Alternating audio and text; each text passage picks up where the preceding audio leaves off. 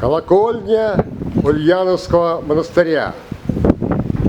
Ее посещают сегодня Ольга, Дарья и Анастасия.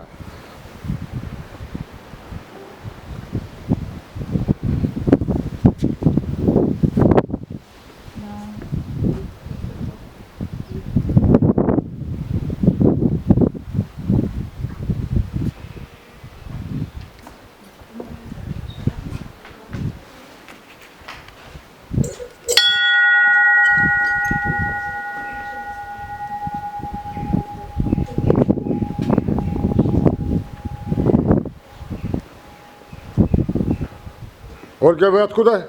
Сторожевск. Сторожевск. Дарья, вы откуда? Подъезд. Анастасия, вы откуда? Вы Константин с космоса.